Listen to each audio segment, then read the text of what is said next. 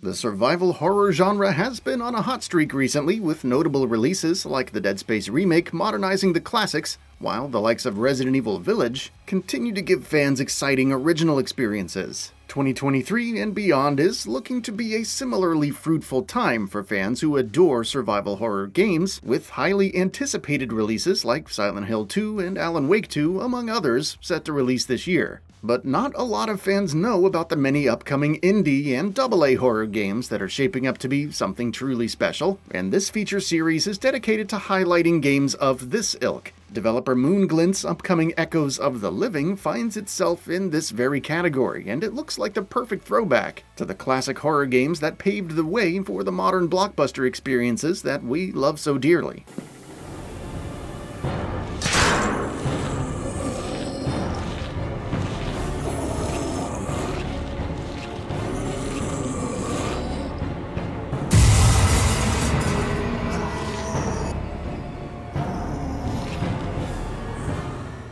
Echoes of the Living takes place in the year 1996, in a small town in North Europe, where a mysterious fog has enveloped the entire area, turning the citizens into mindless zombies who will aggressively attack anyone foolish enough to stand in their way. The player character finds themselves stuck amidst all of this chaos, and the narrative will take you to the bottom of what caused this outbreak in the first place as you try to make an escape against all odds. Players get to choose between two different protagonists, Laurel, who is a survivor with a goal of escaping this hellhole, and Liam, who's a spec ops officer on a quest to find his long-lost fiancée. Almost immediately, the game seems to make it clear that the early Resident Evil games are a big influence on the narrative, though the similarities don't just end here.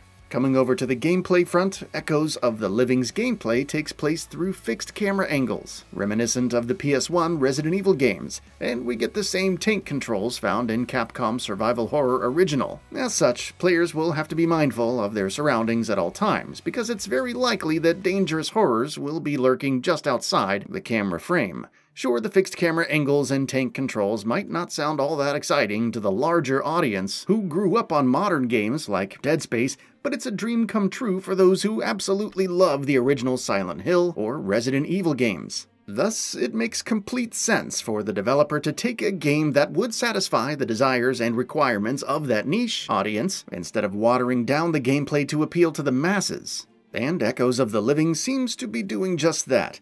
Apart from the aforementioned mechanics, the game will also feature an inventory management system, and have a greater focus on puzzles than set-piece-driven combat popularized by modern blockbusters. As can be seen from the gameplay footage, players will only have 3 weapon slots and 5 item slots in their inventory, which would absolutely require them to make judicial decisions about what to carry and what to leave behind in a safe storage box. And unlike most modern games that use similar inventory systems, Echoes of the Living will most likely use the same item slots for key items and other ammunition and resources, which will further limit your ability to carry essential supplies that would save you in a pinch.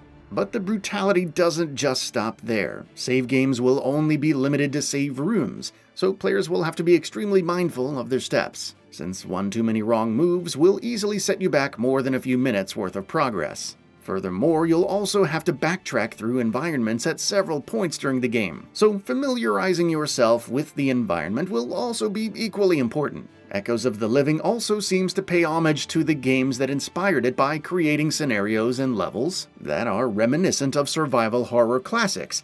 Just take a look at the start of the demo, where we see our player character making their way through a zombie-infested road into a back alley and then proceed indoors. Those who are familiar with Resident Evil 2 would instantly recognize this reference, and those who are not familiar with that game, well, now you know. In a similar vein, players will be facing all kinds of horrors in recognizable environments like hospitals, police stations, libraries, and schools, which most will likely bring back memories of exploring similar locations in games that came before. Nostalgia can be a very powerful tool, but only when used in a wise manner. As is customary with human memory, we tend to remember the better parts of an experience, while the many frustrations of those experiences usually get smoothed out by the rose-tinted glasses of nostalgia as time passes on. What this means for Echoes of the Past is that it will have to modernize objectively dated aspects, like graphics and overtly obtuse puzzles, and improve them to placate a brand new audience while retaining the elements that worked. Thankfully, Echoes of the Past seems to have succeeded in this department, and the game looks really beautiful to say the least. The environments look fantastic, with high-quality assets and dim lighting, which sets up the perfect ambiance for an unsettling experience. Obviously, it's not as graphically impressive as, say, Resident Evil Village, but they are good enough so as to not be put off from the gameplay. As for the puzzles and how they fare in the modern gaming landscape, we'll have to wait for the final release to make a reasonable judgment on the matter. Furthermore, the developers have also done a great job of mimicking the environmental storytelling that was pioneered by survival horror classics like Resident Evil and Silent Hill. The fixed camera angles allow the developer to perfectly frame the action according to them, and when done correctly, the environment itself becomes a part of the narrative. You can see tons of props, dead bodies, and signs littered throughout each room, and when observed closely, they tell their own little vignettes about what exactly went down before your arrival. This results in a thick atmosphere, which should hopefully really immerse players into the experience. MoonGlint is an interesting developer because it's the same person that previously announced Resident Evil Vigil. Yet another survival horror game with fixed camera angles. A demo version of the game was released, but that project was subsequently canned. It's also the same team that recently teased an unofficial remake of the original Resident Evil in Unreal Engine 4. Considering the mixed track record of the developer and the fact that it is yet to release its first full game, it seems best to keep expectations in check for now. That said, the developer has already released a free playable demo for its upcoming project on Steam, so not all hope is lost. In conclusion, Echoes of the Living is looking like the perfect throwback to the survival horror classics of the 90s. The love and respect for the games that inspired it shines through in every aspect of the experience, and the developer seems to have done a great job of modernizing these old mechanics without losing that olden charm in the process. The end result is nothing short of extraordinary, and we're really excited to see how it all unfolds when the game finally releases sometime in Q3 of 2023. That's all for now. If you enjoy what you saw, please hit the like button, and if you're new to the channel, now is a great time to subscribe. We upload brand new videos every single day. After subscribing, don't forget to enable all notifications by clicking the bell icon. Thanks for watching this video, and we'll see you next time, right here on GamingBolt.